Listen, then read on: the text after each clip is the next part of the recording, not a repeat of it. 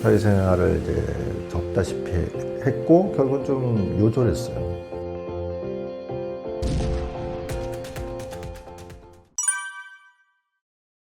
(30년) 정도 정보통신 분야에서 일을 했습니다. 그러니까 첫 직장은 LG전자였죠. LG전자에서 이제 소프트웨어 프로그래머, 엔지니어 시작을 했고요. 그 당시가 초창기여서 제가 기억나는 주된 프로젝트가 이제 한글 폰트 만드는 거였어요. 뭐 스티브 잡스도 뭐 그 애플의 폰트에 빠져가지고 이제 그쪽으로 일했다는 걸 생각해 보면 그 당시는 이제 한글을 폰트 만들고 그걸 이제 코드 붙여가지고 모니터, 뭐 프린터, PC 같은데 한글이 출력이 되도록 하는 게 굉장히 중요한 과제였는데 그 초창기 일을 했었습니다. 그러다가 이제 우연한 기회에 이제 제가 지금 현재처럼 이제 영재 부모들의 양육 컨설팅 하는 일로 바뀌었고요. 그럼에도 불구하고 사실 뭐 워낙 오랫동안 컴퓨터 관련 일을 했으니까 그쪽이 주된 경력이었고, 그 계기에는 이제 멘사 활동이 이제 상당히 영향을 줬다고 할 수 있죠. 90년대 말에서 한 뭐 2000년대 초까지 한 10년 정도 여러 가지 역할을 했던 것 같습니다. 그리고 그러다 보니까 그것도 굉장히 오래된 일이네요.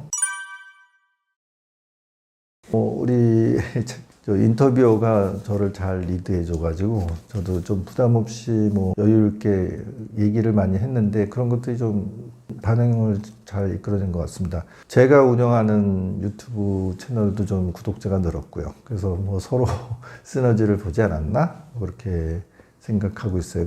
그래서 뭐 한 번 더 찍자고 해서 제가 뭐 흔쾌히 버선발로 뛰어왔습니다.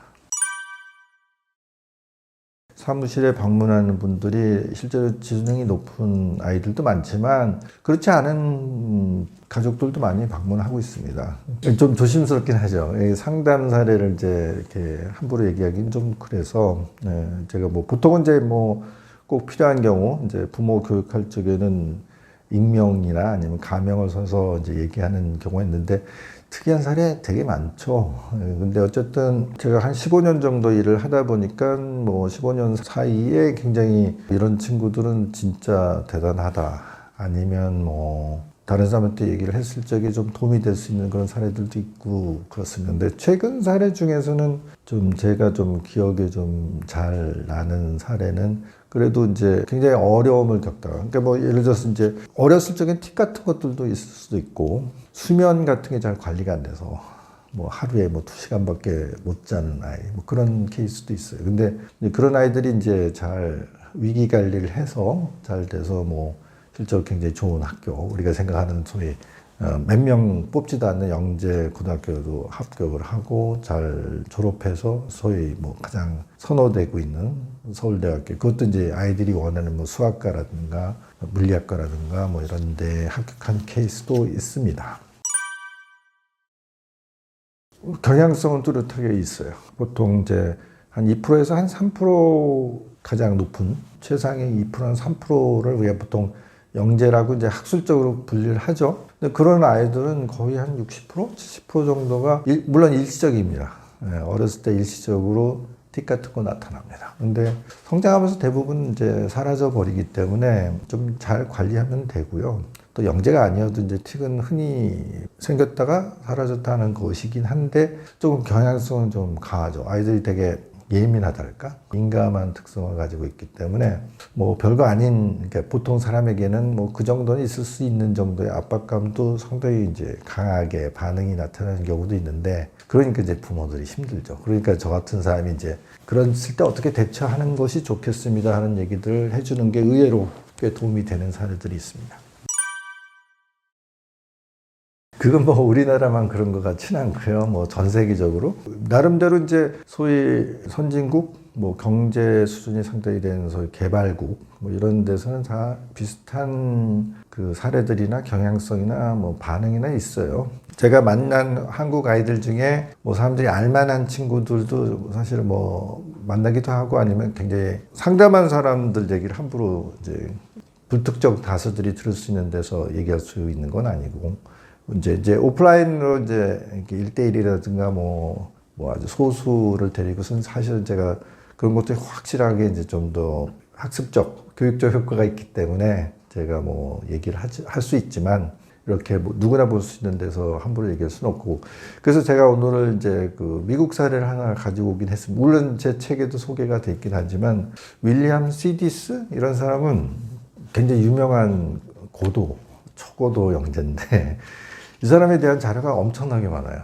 그러니까 말하자면 미국에서도 고도 영재, 초고도 영재에 대한 호기심 이런 게 되게 강하다는 얘기죠. 물론 이제 미국 문화에서는 이렇게 조금 유명한 사람에 대해서 굉장히 디테일한 그 개인사를 이렇게 막 자료 수집을 잘해가지고 상당히 이제 자세한 그 일대기 같은 게 책으로 나온 경우가 훨씬 많습니다. 그러니까 뭐 그거는 우리도 좀 그런 문화가 좀 우리나라도 필요하지 않을까. 그 사람의 공과 가라든가 아니면 뭐 성장 배경부터 또 이 사람이 이렇게 일으킨 여러 가지 중요한 이벤트들을 좀 피상적이 아니라 이 사람의 가진 특질과 관련해서 분석하는 그런 책들이 많이 나왔으면 좋겠긴 하는데 그 윌리엄 시디스에 대한 그 자료가 되게 많고 기사도 많고 그러다 보니까 이제 아주 상세한 일대기가 나와 있어요.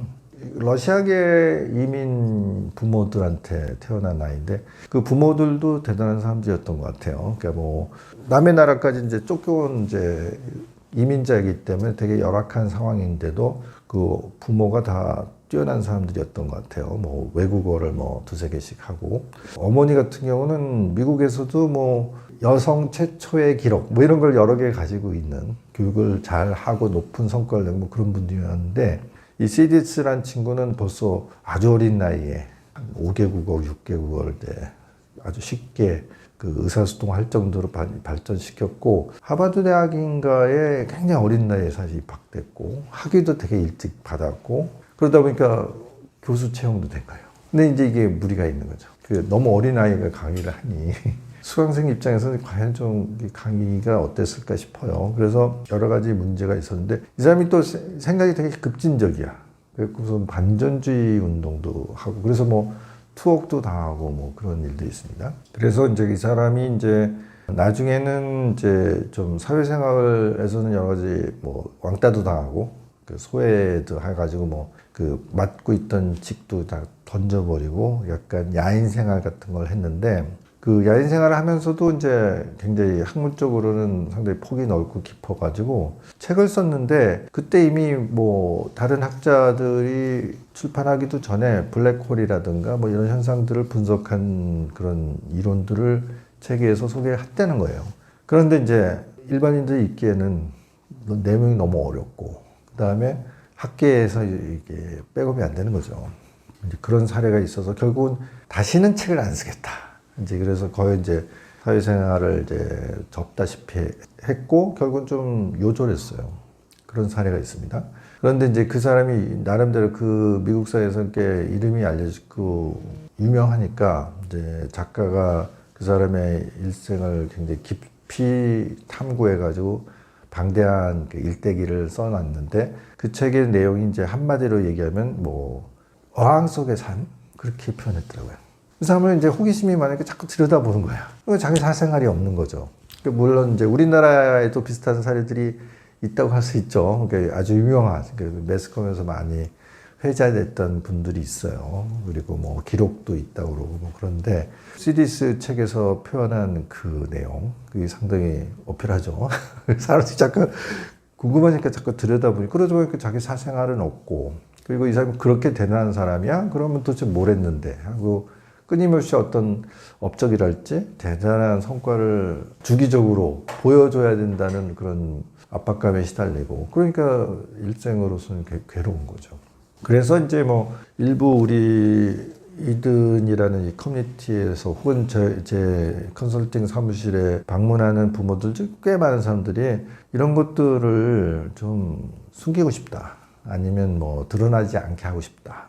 아이한테도 알리고 싶지 않다. 그런 분들이 굉장히 많습니다. 근데 그것도 적절한 반응은 아닌 것 같아요. 사실 아이가 이제 자기가 갖고 있는 큰 잠재력을 인지하고 그것을 이제 해서 자기가 이제 어떤 입장에 있는지를 좀 객관화시켜가지고 그래야지 오히려 이제 사회적인 활동을 해나가면서 자기 처신이랄까?